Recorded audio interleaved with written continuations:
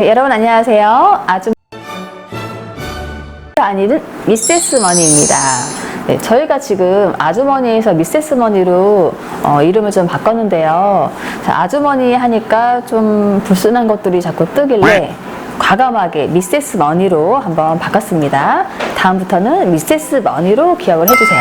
자, 그동안에는 저희가 부동산 정책이라든지 그 아파트 분양, 청약, 교통망 이런 거를 좀 다뤄봤었잖아요. 이번에는 토지에 대해서 같이 이야기를 좀 해볼 건데요. 자신의 토지, 부동산의 가치, 나아가서는 대한민국의 미래 발전까지 같이 예측해 보도록 할게요. 저희 방송을 꾸준히 보시면 부동산의 미래, 토지 실전 투자까지 가능하시니까요. 열심히 구독을 해주시길 바랍니다. 자, 그럼 토지 공부하실 준비 되셨나요? 그럼 다 같이 출발합니다. 자, 과연 대한민국은 무슨 계획을 하면서 서울의 땅을 마구 파헤치고 경기도의 인구 유입을 시키고 지방은 또 어떻게 하려고 하는지, 아무 생각 없이 정부는 그때그때 정책을 펼치는 건 아닌지 많이들 궁금해하실 건데요. 하지만 대한민국의 국토 계획은 여러 가지 체계에 의해서 하나의 큰 틀로 움직이게 됩니다. 그게 바로 국토종합계획인데요. 일반인들이 이 국토개발계획을 분석한다는 건 쉽지는 않아요. 하지만 자신이 관심 있어 하는 지역을 조금 더 체계적으로 공부한다면 지금보다 더 쉽게 투자하고 자신의 토지 가치를 더 상승시킬 수가 있겠죠. 지금부터 대한민국 국토계획에 대해서 같이 알아볼게요. 자, 우선 도시계획이란 말 들어보셨나요? 자, 도시계획이란 단어부터 설명을 좀 해드려 볼게요. 도시계획이란 도시와 계획, 이 두 단어가 합쳐진 단어죠. 일정한 공간에서 사업과 개발이 도시에 집중이 되고요. 그 공간에서 필요한 생산 활동을 적절히 계획을 하고 그 기능을 향상시키는 것을 말합니다. 즉, 어떤 바운더리 안에서 공원, 아파트, 공장용지, 산업용지 등을 계획한다고 보면 되겠죠. 자, 지금 보시는 거는 1910년도 대전 시가지의 도시계획 평면도입니다. 자, 과거부터 이렇게 도시는 이런 모습으로 지금까지 계속 변화되어 온 거겠죠. 자, 그럼 도시계획은 대한민국 전체 바운더리로 보고 하는 계획 중에서 가장 큰 상위 계획이 되겠죠. 그 다음은 특별시, 광역시, 도단위, 시군 단위로 하는 계획이 다음 단위가 됩니다. 국토종합계획, 도종합계획, 시군의 도시기본계획, 이런 순으로 계획을 보면 될 것 같아요. 국토종합계획은 국토 전역을 대상으로 국토의 장기적인 발전 방향을 제시하는 종합계획입니다. 지금 현재 저희는 제4차 국토종합계획에 영향을 받고 있죠. 자, 이 계획은 2000년부터 2020년도까지의 계획을 나타내는 겁니다.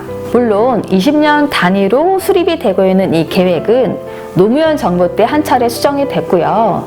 이명박 정부에서도 한 차례 수정이 있었습니다. 따라서 현재는 2011년부터 2020년도까지 제4차 국토종합수정계획이란 명칭을 사용하고 있습니다. 현재 대한민국 정부에서는 2020년부터 2040년까지 제5차 국토종합계획을 수립 중에 있습니다. 이것은 올해 말에 확정이 될 예정에 있죠. 자, 그럼 제4차 국토종합계획의 핵심 내용만 간단히 보겠습니다. 제4차 국토종합계획에서 우선적으로 보셔야 될 내용이 광역경제권 30대 선도 프로젝트 계획입니다. 저희는 현재 경기도에 위치하고 있어서요. 이 주변을 먼저 한번 살펴볼게요. 제2외곽순환도로는 부분적으로 진행이 되고 있고요. 제2경부고속도로는 현재 토지 보상이 이루어지고 있는 걸로 알고 있어요. 이것이 앞으로 제5차 계획에서는 연결이 돼서 나타나게 됩니다. 특히 혁신도시를 중심으로 지역을 발전시키려는 의지가 강하게 나오기 때문에 이 혁신도시를 중심적으로 봐야 될 것 같아요. 5차를 보면 일본처럼 우리나라도 관광으로 유지가 되는 지방지역 도시를 활성화시키려고 하는 의지가 보이는데요. 우리나라 지방지역 도시도 향후에는 일본과 같은 방법으로 지역 관광 체계를 확보해야 됩니다. 그러면 강원권에는 양양공항, 전라권에는 무안공항, 군산공항 확장, 새만금 신항 등이 갖기 위한 관광 도시로의 탈바꿈 어느 정도 예상이 되시죠? 그러면 2040년 계획에도 어떻게 반영이 되는지를 살펴볼 필요가 있겠습니다. 5차 종합개발계획에서 가장 유심히 보셔야 될 게 또 있어요.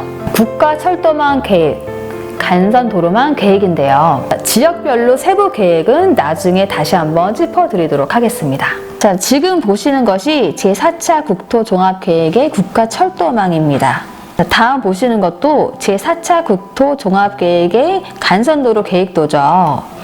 어쨌든 우리는 5차에 앞서서 이 4차도 유심히 봐야 될 필요가 있습니다. 자, 이제 그럼 제5차 국토종합계획에 대한 올 초에 있었던 공청회 요약 자료를 간단히 설명을 드리겠습니다.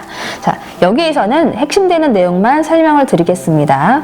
자, 먼저 인구 감소와 국토 공간 구조 변화 편에서는 저희 대한민국은 저출산 고령화로 2040년부터 인구 감소 지역이 52.9%로 전망을 했고요. 특히 통계청에서는 2044년이 되면 세종시를 제외한 모든 지역은 인구 감소를 예측을 했고 2047년이 되면 전 남부, 강원, 경북 권역은 중위 연령이 60세가 넘어갈 것을 예측하고 있어요. 자, 여기에서 보면 세종시는 최근에도 아파트 청약을 하면 청약 경쟁률이 엄청 높죠. 자, 이것은 미래 인구를 어느 정도 예상을 해서 나타나는 현상이라고 볼 수가 있습니다. 또한 산업화, 도시화 시대에 집중되었던 건설 인프라의 노후로 인해서 2030년 이후에는 도시 재생 및 산업단지 재개발이 시급한 문제로 대두되어서 그에 대한 대비가 필요한 것으로 판단이 됩니다. 국토종합계획의 기본 발전 전략은 5가지로 구분이 됩니다.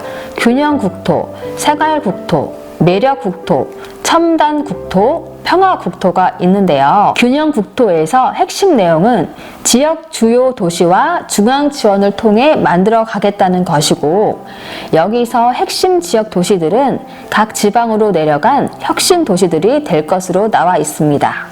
결국 혁신 도시는 지방의 거점 발전하는 곳으로 선택했다는 뜻으로 생각하시면 됩니다.